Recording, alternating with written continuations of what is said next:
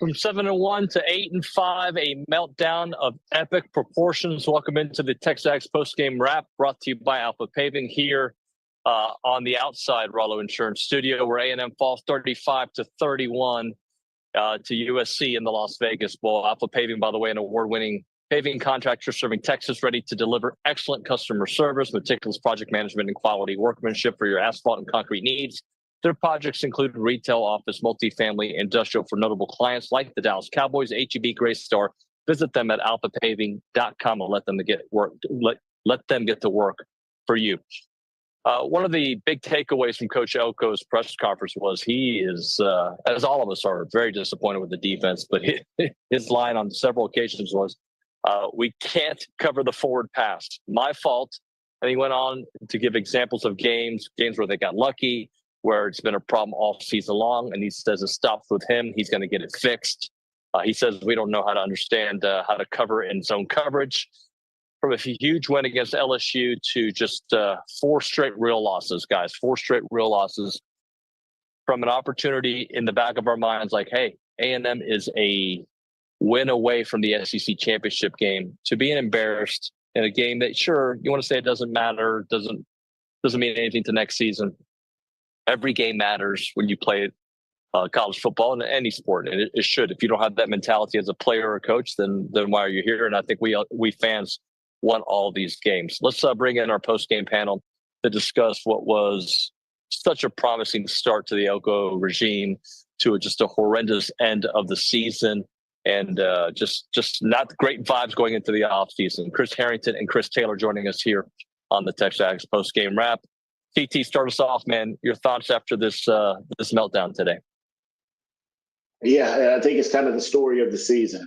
We're sitting here. We're going into the latter part of the season, and we have a chance to control our own destiny, and we just don't get it done. And for whatever reason, tonight has played like the last 3 SEC games, and we play well in spurts. The offense looks well and looks good in certain areas, and then we kind of fall into a lull, and we can't get out of our own way, and going 3 and out, we're punting it away. And so, I got a chance to kind of follow Elko's presser after the game, and obviously the frustration is there, and being aggravated with giving up 35 tonight. You played well enough to win the game, and for whatever reason, we don't get it done again. And so I think there has to be a lot of soul searching, with guys this offseason. You've got to look at their work ethic, the way that they come to work every day, the way that they approach the game, their time in the film room. Those are going to be big things. And, I think there's a real opportunity for this team to get better over the offseason with some additions coming through the portal. But, we look at tonight and just didn't get it done. And that seems to be the broken record theme of what we've talked about the last month and a half of the season. And so, you hit it on the head, though, Nuño. These games are important. I mean, when people say the bowl game doesn't matter, I mean, we've played the game. We never went into a game and ever said, this game doesn't matter. It doesn't mean anything. These guys are competitors, and you strap on the helmet and you go out there and you play for your school and you play for each other, regardless of what the game is or the situation. So to hear that people say that these games don't matter and it's just a bowl game and this and that, everybody doesn't make a bowl game. This is awarded to your team for qualifying for the bowl game and having the opportunity to go and play. So, disappointing game tonight.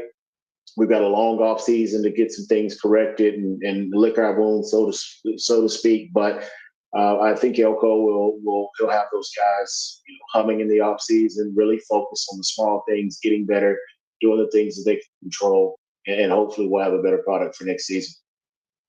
Chris Harrington, they had a 17-point lead with 5 minutes left in the third quarter. They were outscored at that point 28-7. Also, they were outscored at one point 21-0. Just what happened? Yeah, I mean, at times it looked like SC couldn't get anything going. Mavia at times looked like he was shell-shocked. He shouldn't even been on the field, and I'm shocked. I'm still shocked by how that played out. and I'm very disappointed. I'm embarrassed. That's not the way that Aggie defenses have played in the past or should play. They need to have more pride for, the name that's on the front of the jersey, and quit worried about the celebrations and everything that they're planning out, in the end zone where they make big plays. That was a game we should have won. And it's absolutely unacceptable that we didn't. And it's really embarrassing as an Aggie fan, as a former player, the way that we got ahead early and should have kept rolling and let them back in. And, it was just, it's really disappointing. It's 2 a.m. here, staying up watching that game. It leaves a bad taste in everybody's mouth going into this offseason. It makes you think about the additions that are coming in the portal. It makes me question,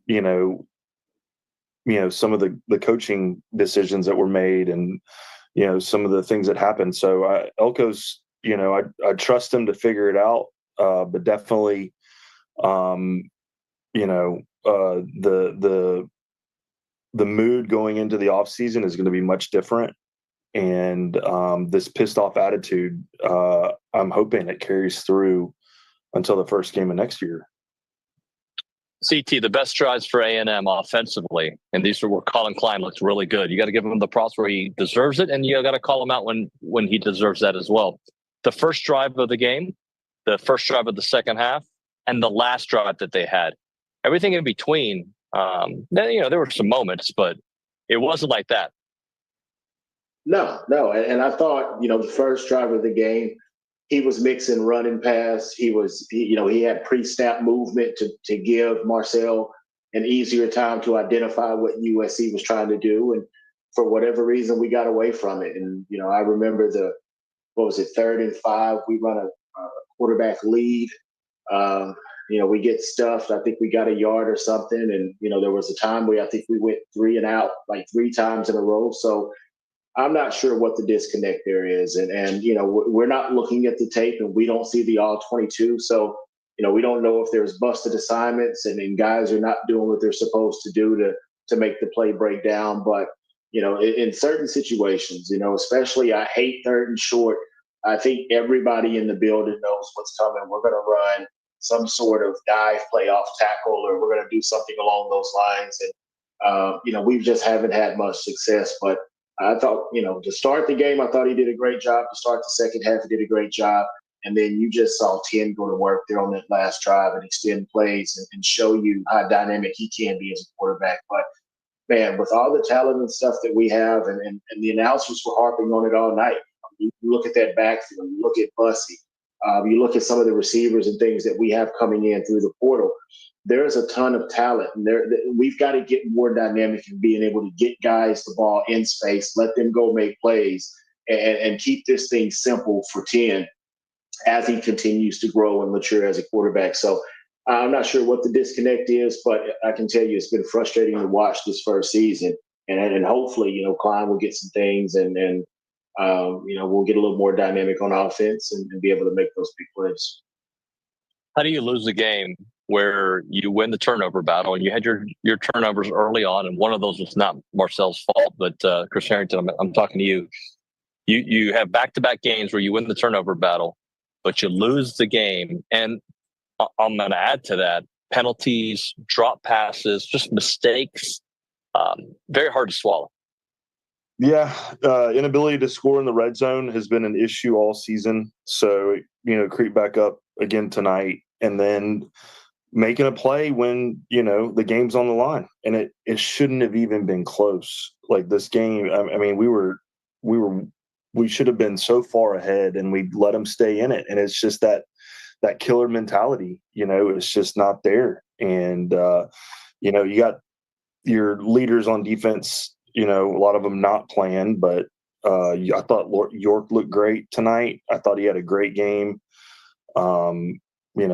I think we got torched on the edge. I think Ricks got exposed. I think we really missed Will Lee. I think Marcel looked great.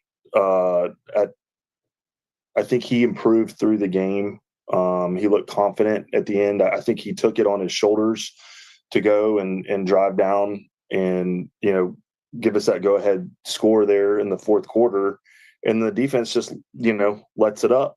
And I think, if you look at the people that weren't on the field, those were the guys that were carrying the load through the offseason, through the season, and there was definitely a void there. And I think you saw a lack of depth on the D-line. By the end of the game, everybody was just bull rushing. Cassius Howell looked great at the beginning, but through the season, he was just coming down and third down specialist. But now you got that guy playing the whole game, playing the run, and we just got gas there. So either way, there's no excuses. That's a very winnable game. We're a better team. It's just embarrassing, and it's embarrassing for everybody, players included, and hopefully that embarrassment, fuels them to go do what they need to do, from a coaching staff, from a player perspective.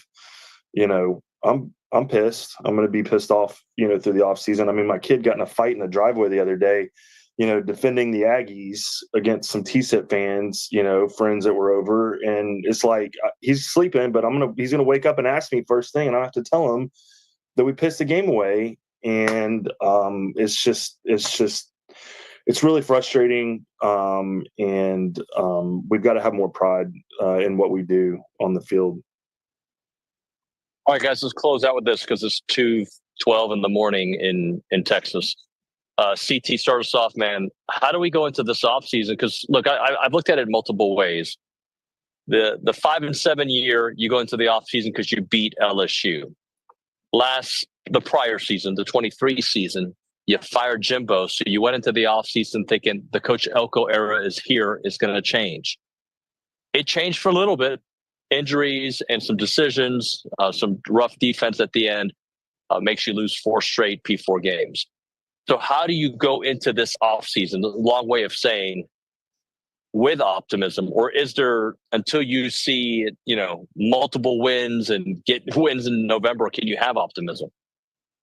I think you do have the optimism because you have guys that it matters to. But those leaders, they have to be leaders this offseason. This is the time where, guys have a lot more time on their hands. This is where you see if those guys are leading by people getting in trouble and things along those lines. You've got to have those leaders step up and hold people accountable, get to work out, get to film, watch the extra film, do the workouts, all of those different things. And if we can have those leaders emerge and hold people's feet to the fire, I think you'll see a successful offseason and you'll see this team take that step forward. But, man, it can go either way. In today's game and just the freedom and the money and the things these guys have, you never know. And, I mean, you keep hearing about cultural problems and things as Jimbo was there.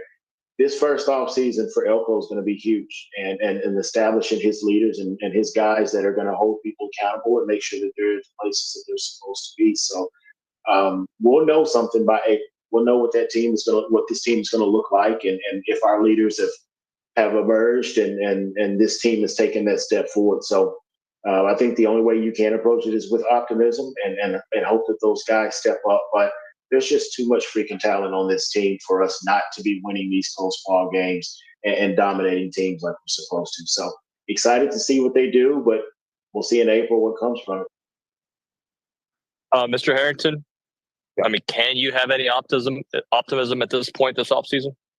Yeah, absolutely. I mean, if you look at the players that have eligibility remaining that were playing in the game, you heard just the announcers talking about how many SC players had entered the portal and left. And, it feels like we're adding on, not losing ground. So I think we've got momentum in our favor just from what we did early in the season, what we have going at A&M and a new coaching staff. I still look at this season. I think we made progress. You didn't hear about any, no one missed the game today because they stayed out too late in Vegas. Like, they all know what's up. Like, Elko's in control. Culture, I think, has been formed, but it was formed on the shoulders of like Nick Scorton, and he wasn't out there tonight, and Le'Veon Moss. Those were the two guys through the offseason that were really leaders, and they weren't a part of this team tonight. And I think you saw the void. And so now, there's an opening, and who's going to step up? And just like they found Scorton and just like they found Scooby Williams, we'll see what happens through the offseason through, the guys that just signed and the guys that are coming in the portal. I think we've got a great coach at the helm, a great leader at the helm. This is the kind of fuel that will just get you through, drive you to really push during the off season and come out swinging when we get our next chance to play. Gentlemen, thank you so much for your help this football season. It was fun at times, rough at the others, but we'll regroup and do it again next season. Yeah. Good deal, man. Appreciate you, Nuño. All right. Thank you to all the appreciate you guys. Thank you to all the viewers as well. Even if you are from a different fan base, we appreciate you helping the algorithm and helping pay for our NIL, and maybe it can pay for a win next season. Thanks so much for watching. This is the TexAgs post-game wrap brought to you by Alpha Paving. We'll see you on TexAgs Live on Monday morning.